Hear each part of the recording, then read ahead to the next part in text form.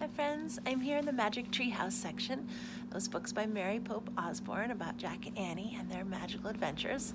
And I want to share a little bit from Magic Treehouse number 43. This one is Leprechaun in Late Winter. It sure feels like we're in late winter now. And I'll read a little bit from the inside cover and then I'll read part of a chapter. The Magic Treehouse whisks Jack and Annie off to a rainy winter day in Ireland long ago. Their mission: to find a girl named Augusta and inspire her to share her creative talents with the world. But when Jack and Annie meet Augusta, they don't see how they can inspire her at all. She's the least exciting and imaginative person that they've ever met. That's when a magic whistle comes in very handy. With a simple tune and a simple song, Jack and Annie give Augusta a glimpse of an astonishing hidden world. But their plan backfires, and soon Jack and Annie are following a leprechaun into the great unknown to rescue Augusta. Can they find her? Can they escape the wrath of an angry king? Will they be able to complete their mission? In Leprechaun in Late Winter, Mary Pope Osborne celebrates the rich storytelling heritage of Ireland in an inspiring adventure filled with magic, myth, humor, and history. And I'll read you a little bit from Chapter 6, which is A Late Winter's Daydream. Jack sighed. Their mission seemed really hopeless now. "We'd better go and find her," said Annie. "She won't go far," said Mary. "My poor Augusta. She has a fine mind and a brave heart, but she's so unhappy." "Why is she so unhappy, Mary?" asked Annie. "Yeah, what's her problem?" said Jack. "More than any of her brothers and sisters, Miss Augusta loved my stories," said Mary. "Remembered every one of them, she did." "Really?" said Jack. "Yes, she would repeat them back to me word for word," said Mary. "That's amazing," said Annie. "She loved the stories so much that she grew desperate to see the she for herself," said Mary. "At night she would carry a lantern across the fields, calling for them. By day she poked and prodded every part of the farm. Why, she even used a magnifying glass, scouring the earth for tiny footprints. But I'm afraid she never found them." "Why?" said Annie. Mary sighed. "Because she looked for them with her head and not her heart," she said. Eventually she gave up and stopped searching. She didn't even want to hear the stories anymore. She's been a dutiful but sorrowful child ever since. "That's terrible," said Annie. "What can we do to help her?" "There's only one thing you can do," said Mary.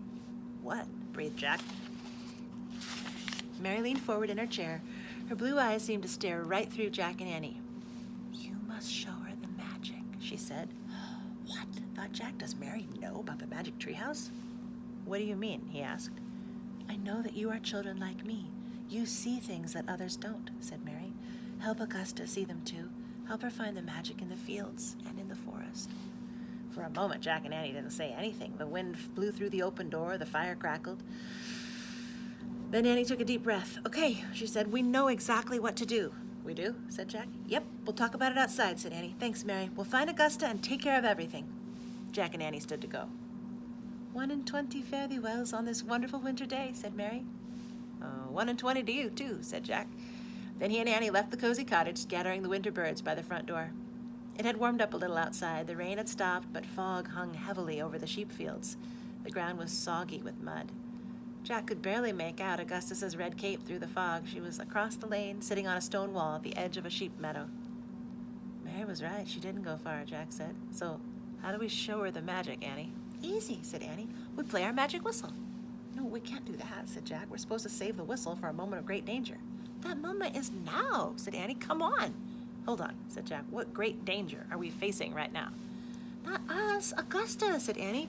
"She faces the great danger of losing all hope and happiness and being sad for the rest of her life and never being inspired, never sharing her gifts with the world. It's almost too late already." Okay, said Jack, "but are we just going to go up to her and start blowing the whistle and singing? That seems pretty weird." Yeah, it does," said Annie. "How about this?" said Jack. "We'll tell Augusta that we want to put on a play for her." "A play?" said Annie. "Yep," said Jack. "We can tell her we want to prove we weren't lying, that we really were in that play by Shakespeare." "Oh, cool," said Annie. "Then what?" "We play the magic whistle," said Jack.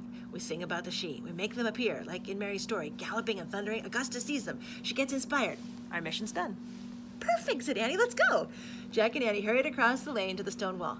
"Excuse me, Miss Augusta," said Annie. "We just had a really great idea. Want to hear it?" Augusta didn't answer. She kept staring at the ground. How would you like to see a play? Said Jack. Augusta looked up. A play? She said. We want to put on our own play for you, said Annie. Why? Said Augusta. Because it's really good, said Jack. And maybe it'll prove to you that we really were in a play by Shakespeare. Augusta looked doubtful. Come on, you'll love it, said Annie. Do you know a quiet spot where no one can bother us? Augusta bit her lip and looked around. Then she stood up. All right, she said. The river near the old forest. I used to go there with my brothers. Great, said Annie. Annie and Jack followed Augusta through the rain-soaked, misty meadow. They walked past grazing sheep, then down a slope toward a wide, rushing river. The river separated the sheep's meadow from the old forest. Jack could barely see the trees through the ghostly fog. Augusta stopped on a low ridge above the riverbank near some large rocks. Here, she said. Good, those rocks can be our stage, said Jack. Jack and Annie climbed the pile of small boulders and stood on a large, flat rock. Okay, said Annie. The name of this play is A Late Winter's Daydream. Not bad, thought Jack. And this is what's going to happen, said Annie. Jack will be the narrator, I'll play the Irish whistle, and Jack will sing a song that tells the story. What? Said Jack. Excuse us a minute, Augusta. Jack turned to Annie. Why me sing, he whispered.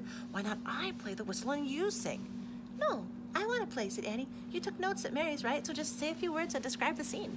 Then use your notes about the she to make up a song. You could do that, can't you? I guess, said Jack. Cool, said Annie. Give me the whistle. Jack reached into his pockets and pulled out his notebook and the Irish whistle. He gave the whistle to Annie. Sorry, Miss Augusta, said Annie. We're almost ready. She whispered directions to Jack. Okay, say your introduction. I'll start to play. Then you start to sing. Then I got it, said Jack. Let's just start. Jack and Annie turned to face Augusta. Jack cleared his throat. Then he spoke in a loud voice. All is still in an old forest until music sounds from a hidden world. Jack nodded to Annie. Annie raised the magic Irish whistle to her lips and began to play. Strange, sweet music came from the whistle. The music was both sad and happy.